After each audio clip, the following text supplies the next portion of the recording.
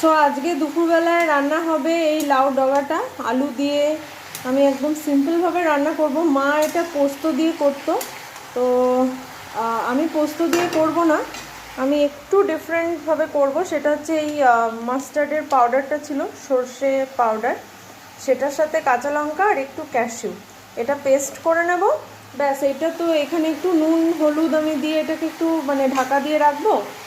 তো তারপরে ঢাকাটা তুলে ওই পেস্টটা এর মধ্যে দিয়ে দেবো, অ্যান্ড দেন মানে মোটামুটি একটু গ্রেভি গ্রেভি হয়ে এলে আমি নামিয়ে দেবো। So simple. অ্যান্ড দেখো 10 মিনিটের মধ্যে আমার রান্নাটা রেডি। সো ওই পেস্টটা দিয়ে ভালো করে নাড়িয়ে চড়িয়ে আমি 5 মিনিট ঢাকা দিয়ে রেখে দিয়েছিলাম। সো একদম রেডি হয়ে গেছে সর্ষে আর কাজু বাটা দিয়ে লাউ ডগা। সো এটা নামানোর আগে অল্প একটু চিনি অ্যাড করে দিয়েছিলাম, অ্যান্ড দেন নামিয়ে নিয়েছি।